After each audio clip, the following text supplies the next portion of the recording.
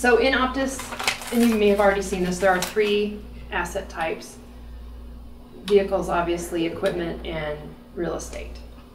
And sometimes vehicles are pretty easy, although I've learned just from doing this training and having Joni here that a shop vehicle that you use, I don't know what you would use it for. Maintenance or supervisor vehicles are not considered rolling stock, which is the buses, vans, and sedans up there. There are the passenger transportation vehicles.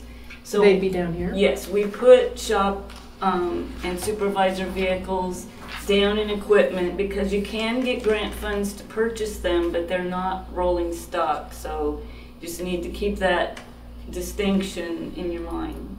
Yes. Is the and the separation of those two are they used for passengers or not? Yes. So you might have a supervisor vehicle, could be a pickup, could be a van. If it's not to provide transportation, then it's considered equipment. Not to provide transportation to Passengers. External parties, Yes. not Passenger employees. transportation. Yeah. Is it sort of revenue versus non-revenue? And I guess not. Here's one distinction to keep in your mind. We will purchase maintenance vehicles, things to keep the fleet going. But an agency, for instance, that's has its admin offices, we don't buy your vehicle to do your agency's business. You would have to find other funds for that. So there's kind of 3 types of vehicles, 2 of which we will fund, 1 of which we will not. Mm-hmm. Great questions. The other thing I've learned is what constitutes real estate. And Joni's told me that if it touches the ground, basically it would be considered a real estate asset, which would include a sign, because you have to dig a hole, pour the concrete, and the sign would be in the ground. That's considered real estate. But the sign face, if you have to replace it after a while because it's all faded, that would be considered equipment. Right? If the total cost of your project is $5,000 or more. So as you apply for grants and stuff, you really need to think about this equipment and sign project items, because if you want to use federal funds, you are taking on, with the grant agreement, the agreement to inventory and report to us quarterly for as long as that capital asset is used in your transit service. And you would have to get permission to transfer it to other uses. So you're really taking on a lot of, paperwork and oversight and monitoring stuff from us and FTA by using your federal funds for equipment projects. It's not to say you shouldn't, you just need to think about it up front as you plan and budget for this stuff. And it may be better for you just to either find other funds or use STF or operating funds for durable equipment, which is fine to do as well. It just keeps that distinction from overburdening you with all the work it takes. So would the real estate type sign where you're putting a sign in the ground, that's not going to be $5,000 or more, but you could group it together with if you have the a shelter and project okay. and amenities and things along the route that are all going in at the same time, you would put that in as one project, and you would just line item the signs and benches and bike racks, because they're not a shelter. But all of that stuff that gets attached to the ground has to be approved by FTA in a documented categorical exclusion worksheet, which covers all the environmental, historical, watershed, all that kind of stuff has to be approved up front. Even though it's categorical exclusion, they need to ensure that it's not in a historic district or impacting the environment. And you have to fill out an extra form with your application, and that has to be approved before the grant is written. That keeps us from accidentally funding something that's never going to happen, keeps us from doing a lot more work, and simplifies it to get that up front. Right, and I think it's always good what you say too is that, it's fine if you want to aggregate, like you're buying computers for your whole office and it's more than $5,000, but then are required to continue to really report on that, and that's kind of a burden, so maybe. And you can't really aggregate, you know, computers and surveillance equipment and some other stuff to make it $5,000. You know, it's got to be, you're buying a computer system that consists of several monitors, several computer PCs, you know, maybe a server or two, maybe some printers. So it's that system of computer equipment that you're purchasing. But remember, when you do that, you are taking on all that reporting and asset management requirement with it. So you may not want to, if you have a smaller agency with maybe 3 or 4 computers, you might just want to buy them one at a time as durable equipment, and then your replacement wouldn't be all at the same time either. Just depends on what works best for your agency and how you budget and replace things. Okay, so any questions about the types of assets? There's a lot to it, and Joni's a good resource. So you'll see, this is just a little bit confusing, in OPTIS you'll see commodity numbers in the asset register for all 3 of the types of assets. And that's different than the ALI codes that I was talking about earlier, even though they sort of look the same. And it's, the only reason I'm pointing it out is that they both exist in the system and they're not synonymous. So commodity numbers would only show up on the asset register, I believe. Right, next to the, is that right, Jenny? Right.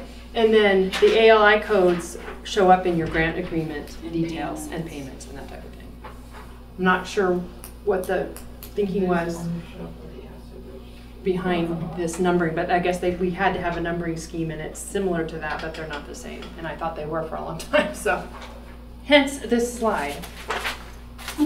So then we go to the asset register. This is just a sample, and I blurred out the details because I guess it was a real one.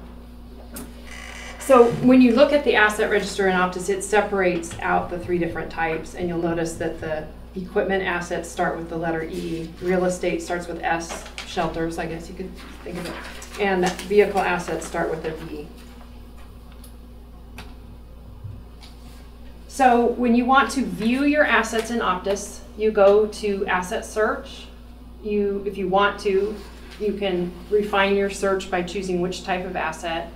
The best one, I think, and Jenny and Joni can correct me, to search for is the owner of the vehicle.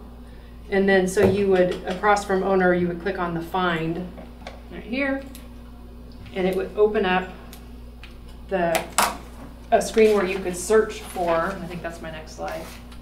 Now, sometimes the owner will be different than the operator, and that's where, for instance, STF agency or a county takes on the grants, and then they lease vehicles to nonprofits in the area. So, for instance, Josephine County might be the owner, and the operator might be several different nonprofits. So if you click on and request owner, and you get it mixed up, and you're trying to find the nonprofit, you're better off going to the operator level. And we have printed out some asset reports from the system that are more accurate and more detailed, I think, and we'll pass those out in a few minutes so you can double check. Sometimes the search feature in OPTIS doesn't give you the true picture if you're not super careful on what you're telling it to do here. So we kind of recognize that, and so we've run some reports. You can also choose the asset status, the record status. So I believe that would be if Jenny is still entering, like you just purchased a vehicle and hasn't completed the entry of that asset, it would be in draft stage. Is that true, Jenny? Yes. Okay. So then I never go off the default of all when I look in there. I never have occasion to look for it as a draft status because the number of assets any organization has is limited. That's true. Okay. So then if you were searching by owner, say, and you click the find button, then it brings this screen up where you would key in the first few letters of the agency name, hit submit, and then or select the agency, and it shows your choices. And this screen just shows that if your agency or a sub-agency doesn't have any assets, it is not underlined. only the agencies that actually own assets in the system would be, are underlined, and that's what you'd select. So then you select that one and hit submit. And it populates this screen. And then you can do more details if you want. Choose summary or detail and click submit again. So this is the summary screen, and that's kind of like what I showed you before. There's not a lot of detail here, but if you have lots and lots of assets, it's good to condense it without the detail. Or you can show the more detailed screen that shows a few more things. So like I was saying, there's equipment with an E, shelters, vehicles, and that's the OPTIS generated asset number, and you can always search by that number. Then there's the revision history. This column here just shows that this particular asset, after it was entered probably by Joni and completed, an error was found and she had to reopen that particular asset and fix something, and so it would show as a version 1. So the first version has no number, and basically the amended version shows the version number 1. It's kind of, and then it has it for equipment. It will have the tag number, which is the inventory control number probably assigned by you. It would have a serial number, which is usually assigned by the manufacturer. Obviously it has us as the issued by agency because we issued this document in the system, and McGregor's Garden is the owner. There is no operator. It has the step and the status over on this side. So we'll talk about the status first. This particular vehicle is in active status. Equipment, I don't know what it is. This piece of equipment has been disposed, and so that's the status here.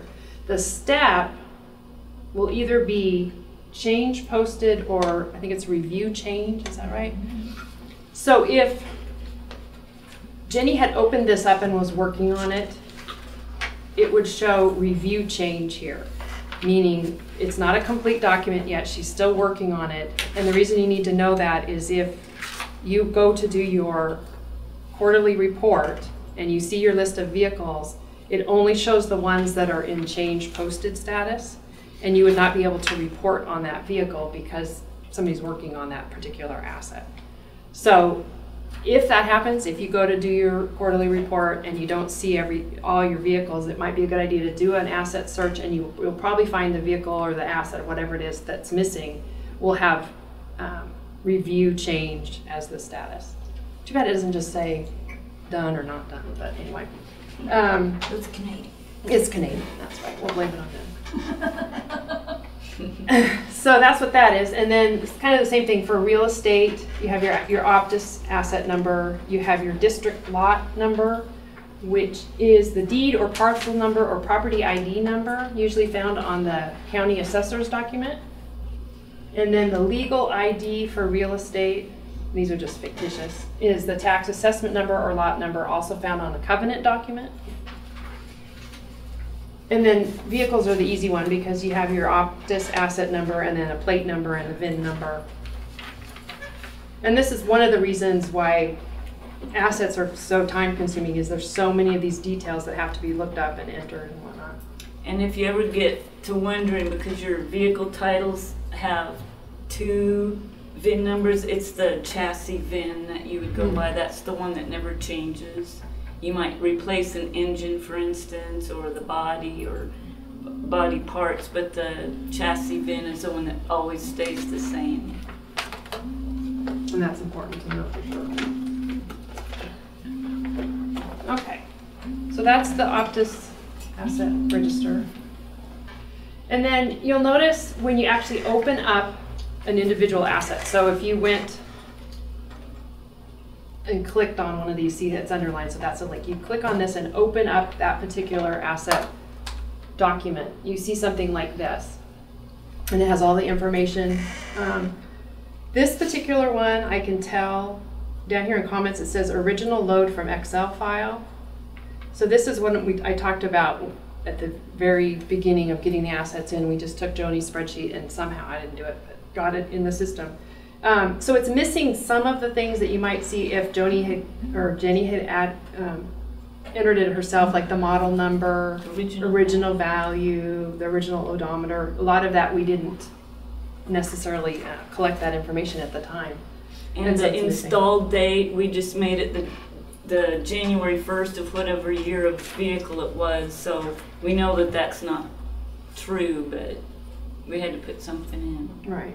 And there is a comments field, so you may see things where, you know, this vehicle was transferred to some other agency, or, you know, because we can keep that indefinitely.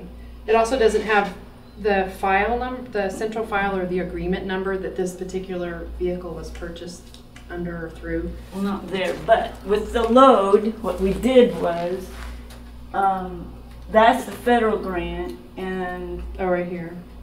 in some of them we do have the grant number, but now when it's updated and put into OPTIS, it comes from there. But you'll see the program is 5311, that's the fund info that would be populated in a current vehicle. And so it does have the original mileage of 24, I guess, Yeah. right here. It's just not up here. Yeah. So that's kind of one of the older ones, and then the newer ones show there's a lot more information and it's a little clearer. So all these things have been put in here. And one of my favorite things about this is that you can see your last report that you reported on this vehicle, the very bottom line. And so you can see the mileage that you last reported and the date of the reading. So if you're picking something up from what somebody else did last quarter, you can see what was reported to us, because you cannot have the odometer reading be less than it was last reported. Vehicles don't drive backwards. Well, they do. It just doesn't. But it doesn't count miles. Yeah. So you can't go backwards on your mileage. Right. Is there anything else, Jenny, that you would like to add about any of this, or not really? Probably not large, not about that sheet itself. Okay. So there's a lot of good information in there, and hopefully it's accurate. But if you see anything that isn't, then contact Jenny. So we get this question sometimes. When you're in there, you don't see what you thought you would see. One of the reasons is the status, like I talked about, is review change. So you've gone to do your quarterly report and you don't see one of your vehicles. This could be the reason. So you would see the vehicle or the asset in the asset register, but it's not pulling to the agency periodic report, the quarterly report, because it's not complete. And so then again, we have to work with Jenny to find out what's going on with that. Sometimes it's just a data entry error. And Joni kind of touched on this. Depending on, like, you may think that the vehicle is owned by your sub-agency, but really it's owned by you. And so when you do a search, depending on if you use search by organization, hierarchy, whatever, it might not appear. So that's why the reports that we're going to hand out in a second are really helpful, because it shows owner, operator, and you can get that cleaned up. And we've found, just by virtue of having OPTIS and having people going in and looking at this, lots of errors. I mean, not a lot, but I mean, we've cleaned it up so that it's more reflective of reality, I guess. And when we first did the data dump into OPTIS, if an agency wasn't a current grant recipient, we could not associate the vehicle to them as an operator, so we had to leave it at the STF agency level. So as that's corrected, we've gone back in and added those agencies that have to report just on vehicles. So if you see something that you think might be generated from that problem that we had when OPTIS was first initiated, let Jenny and I know, and we'll investigate it and get it corrected for you. And it's great because we have the titles right at our office, and so we can go and see exactly what it, although we're scanning them in here too, so I'll have to show you that. And this is kind of the same thing. And then Joni come. Yes. Somebody have a question? What's that? I'm looking at Asset Maven and then Capital Oh. Queen. Yeah. She's jumping You're ahead. jumping ahead. Sometimes we release titles on vehicles that were still in use. Not sure why. Like I said, Joni can explain that. And so those, and this is pretty much all cleaned up now, I think, but sometimes you won't see the vehicle because we're no longer the title holder. But I don't know if I explained that very well. In the past, we had different management styles and different thoughts about when we released our interest in a vehicle, and we changed. When Michael came on, he said, why are we turning these titles back? So we, released all the titles if they were, had met the useful life by age, but they were still being used, and we still needed to have a say in what happened with them, because we had, we even have to get permission from FTA on some vehicles, if they're still being used. So anyway, it just didn't make sense to release the titles, and now we don't do that anymore, but the vehicles whose titles were released are not showing up for you to report on. So I've been telling people, if you're going to replace them or take them out of service in the next couple of years, don't bother having us put them back in. But we can, if you do have some that you want to keep reporting on, because it makes sense for you, we will put them back in and we will show you as the title holder. We won't take the titles back, but because that costs you money or us money, but we would enter them because they were federally funded. So I think this is the last slide. So for errors or questions on the OPTIS asset register, the OPTIS asset Maven, Jenny Erickson, and then capital program questions is Joni, and she's the queen. She has a crown. I'm not sure what a Maven wears that indicates she's a Maven, but I think I wear a crown of flowers. crown of flowers. Yes. I like it. So these are the 3 assets that Charlotte's Web Transit has. And if I open, I want to make sure I open the right one. This one here. Right.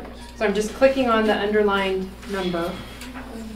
Here's that screen that has all the details.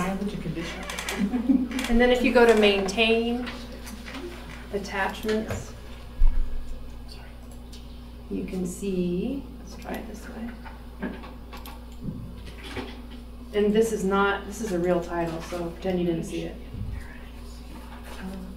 So there's the actual title that's been scanned in. And we've done that for everybody, huh?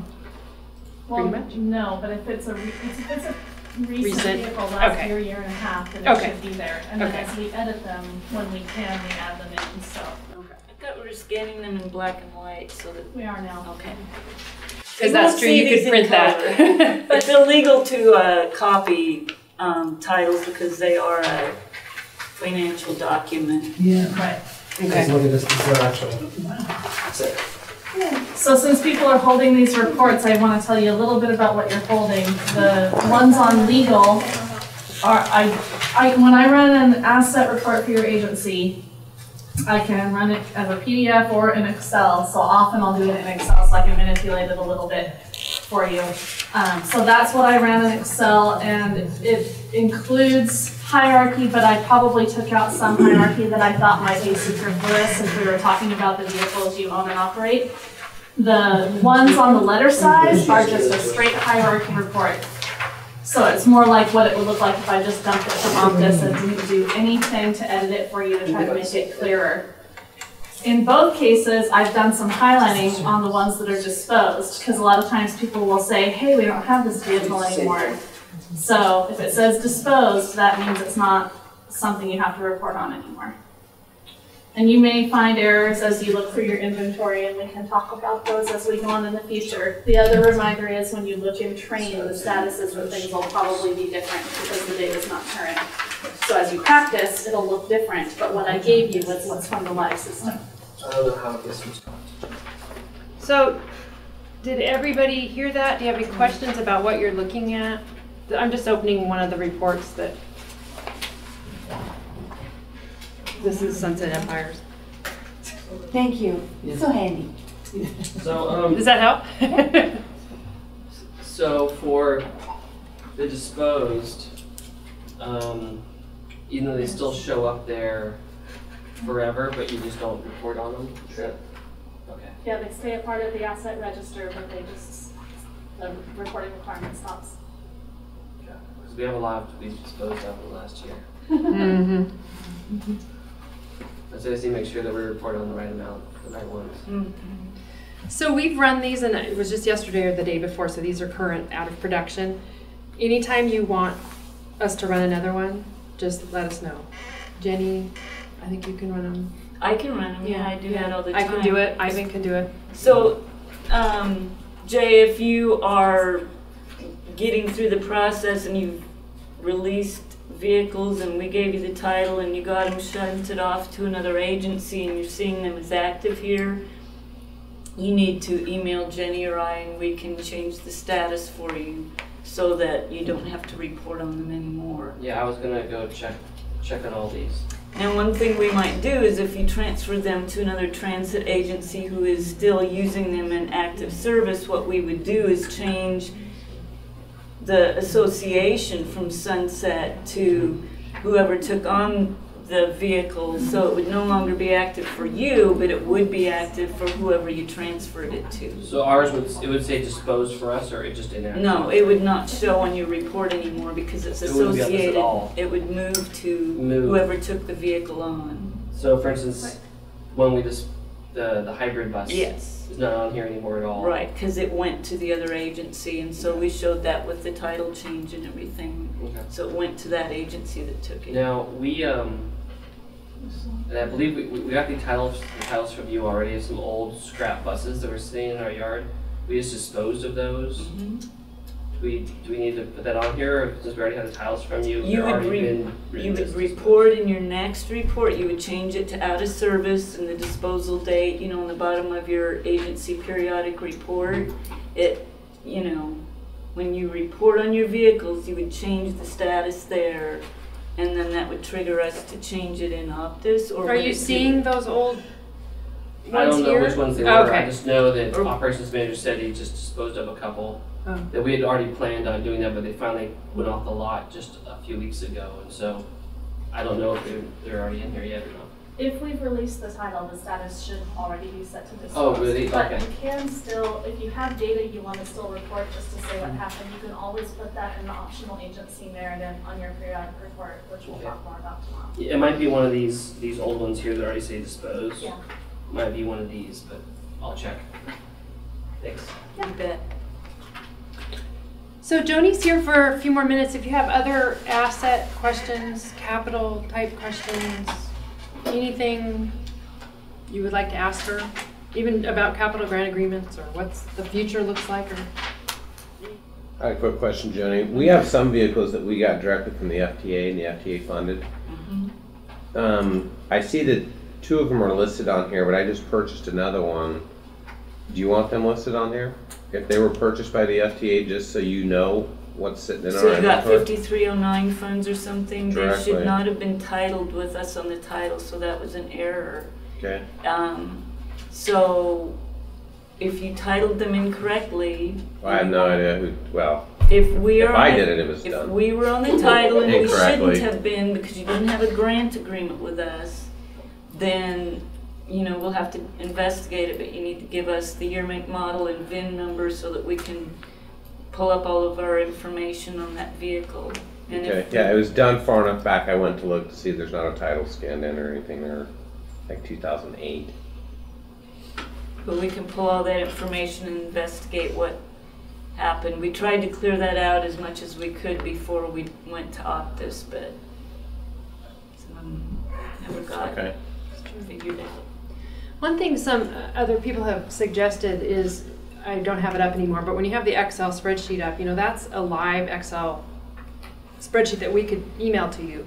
And some people like to take that and then modify it and put their own numbers in that they manage their fleet by, or even non-PTD, so you can have it all in one piece. If that's helpful or not, you can use that as, so let us know if you want us to send you Excel that you can manipulate on your own.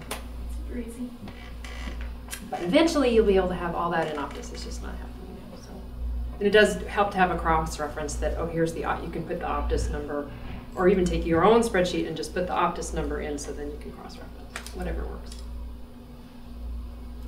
Anything else about capital or assets? Okay, thank you so much, Joni. You're done. Yes. I don't have to